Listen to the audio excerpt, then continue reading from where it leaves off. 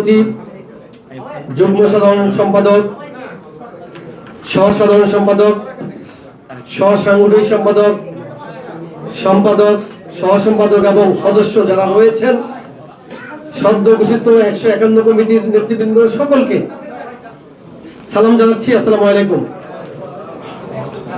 এখানে আরো উপস্থিত রয়েছেন সাংবাদিক ভাই বোনেরা যারা কষ্ট করে এসেছেন আমাদের এই সংবাদ ধারণ করার জন্য, তাদেরকেও ধন্যবাদ জানাচ্ছি, কৃতজ্ঞতা জ্ঞাপন করছি।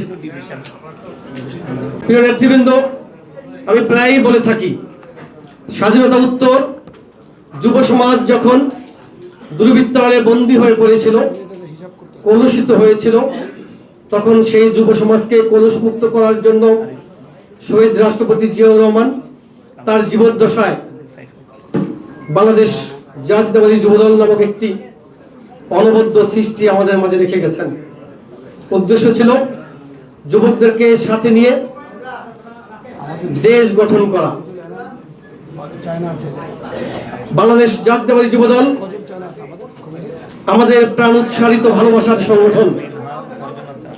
সেই সংগঠনের নেতৃবৃন্দ যারা উপস্থিত হয়েছেন, যারা এই সংগঠনের 151 সদস্য কমিটিতে অন্তর্ভুক্ত হতে পেরেছেন, আপনাদের প্রত্যেককে অভিনন্দন জানাচ্ছি, ধন্যবাদ জানাচ্ছি।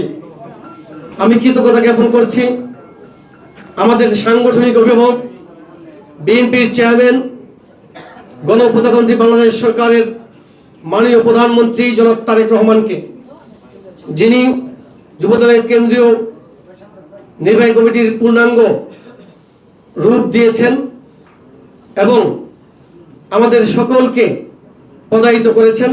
এই জন্য জনাব তারেক রহমানের প্রতি কৃতজ্ঞতা জ্ঞাপন করছি। প্রিয় উপস্থিতি, আমরা সকলকে এই কমিটিতে জায়গা দিতে পারিনি। 151 জনের বাহিরেও আরো অনেকেই পদ প্রত্যাশী ছিলেন, কিন্তু আপনারা জানেন কমিটির কলেবর ছোট হবার কারণে আরো অনেক নেতৃবৃন্দ রয়েছেন যারা যুবদল কেন্দ্রীয় নির্বাহী কমিটিতে আসার মতো যোগ্যতা রাখেন, কিন্তু আমরা সকলকে 151 মধ্যে আনতে পারিনি। এই জন্য দুঃখ প্রকাশ করছি যারা এই কমিটিতে অন্তর্ভুক্ত হতে পারেনি তাদের কাছে। আমরা শুধু একটু কথা বলতে চাই, সেটা হচ্ছে আপনারা নিশ্চয়ই লক্ষ্য করেছেন 5ই আগস্টের পরে বিভিন্ন সময় আমাদের যে সকল নেতৃবৃন্দর নামে অভিযোগ এসেছিল, আমরা অভিযোগ বেঁধে কোথাও শোকজ করেছি, কোথাও বহিষ্কার করেছি, কমিটি বিলুপ্ত করেছি, কোথাও সাংবাদিক সম্মান করে তাদেরকে আমরা আইন শৃঙ্খলা রক্ষাকারী বাহিনীকে আহ্বান জানিয়েছি গ্রেপ্তারের জন্য। যাদের বিরুদ্ধে অভিযোগগুলো ছিল তারা যে আমাদের খুব দূরের ছিলেন তা নয়, তারাও কিন্তু আমাদের আপনজন ছিলেন এবং দলের জন্য তাদের অনেক অবদান ছিল, আন্দোলন সংগ্রামে তাদের ভূমিকা ছিল। কিন্তু কথা হচ্ছে যে আপনার ভূমিকা যত উল্লেখযোগ্যই হোক না কেন, আপনি আমি যদি দলের সুনাম নষ্ট হয়, বিএনপি জনপ্রিয়তা নষ্ট হয়, এমন কোন অন্যায় কাজের সাথে সম্পৃক্ত হয়ে পড়ি, তাহলে দল কি আমাদেরকে সেক্ষেত্রে ক্ষমা করবে? ক্ষমা করবে না।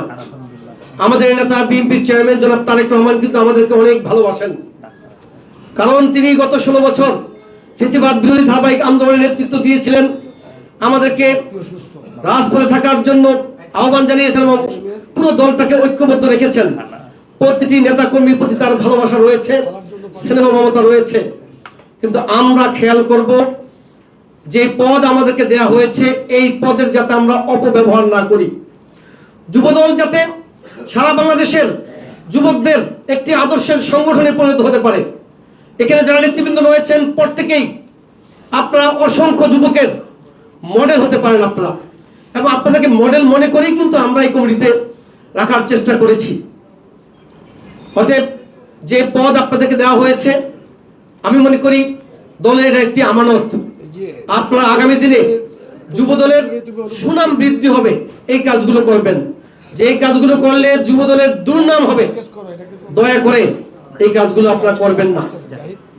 আপনার সামনে সে যেই হোক, যদি কোনো অন্যায় করে আপনি প্রতিহত করবেন, এবং তার জন্য সাংগঠনিক যে ব্যবস্থা গ্রহণ করা দরকার সেগুলো গ্রহণ করার জন্য আমাদেরকে সহযোগিতা করবেন।